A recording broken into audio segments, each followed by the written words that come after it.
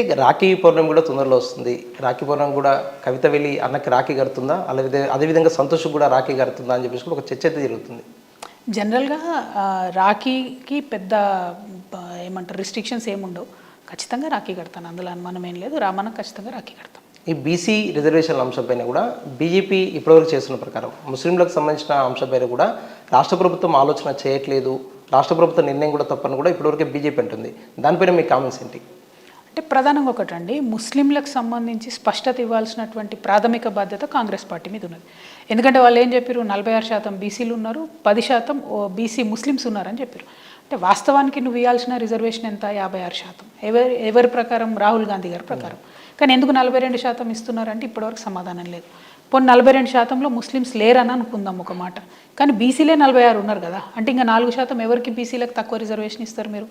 యాదవులను తగ్గిస్తారా, ముద్రాజులను తగ్గిస్తారా, రజకులను తగ్గిస్తారా, ఎంబీసీలకు తగ్గిస్తారా, డిఎన్టీలకు తగ్గిస్తారా? అది కూడా చెప్తలేదు. అంటే కాంగ్రెస్ పార్టీ చేస్తున్నటువంటి బేసిక్ మోసం ఏంటంటే స్పష్టత ఇవ్వకపోవడం.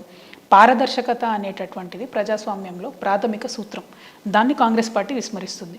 దాన్ని ఖచ్చితంగా కొట్లాడాల్సిందే. దీన్ని అడ్వాంటేజ్ తీసుకుని బీజేపీ ఏమంటుంది, ముస్లింలు ఉంటే మేము ఇవ్వమంటుంది. అసలు ఈయన చెప్పనే లేదు, ఈ పార్టీ చెప్పనే లేదు, ఆ పార్టీ మేము ఇవ్వమంటుంది. అంటే ఇది ఎట్లా ఉందంటే ఇద్దరు కలిసి అసలు బీసీలకు మొత్తం రిజర్వేషన్ లేకుండా ఎత్తగొట్టాలి కాబట్టి నేను కొట్టినట్టు చేస్తా, నువ్వు ఏడ్చినట్టు చేయని డీప్ అండర్స్టాండింగ్తో రెండు జాతీయ పార్టీలు కూడా చేస్తున్నాయి. సో ఈ రెండు జాతీయ పార్టీల మోసాన్ని ఎక్స్పోజ్ చేయడానికి నేను 72 గంటల నిరాహార దీక్ష చేద్దామని నిర్ణయం తీసుకోవడం జరిగింది. దానికి మేము పర్మిషన్ అడిగినాం.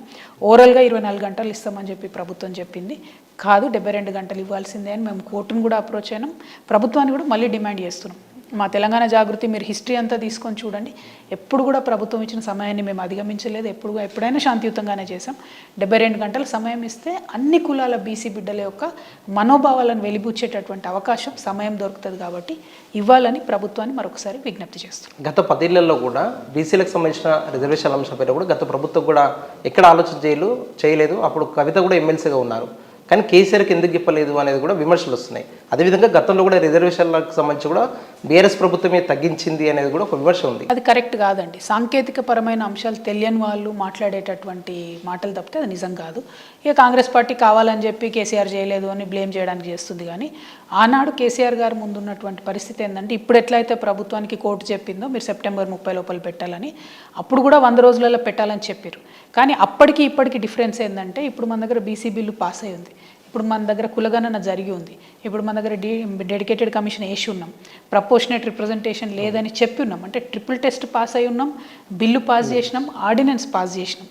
సో కేవలం ఒక 1% వర్క్ గవర్నర్ గారి సంతకం, ప్రెసిడెంట్ గారి సంతకం అనే దగ్గర ఆగి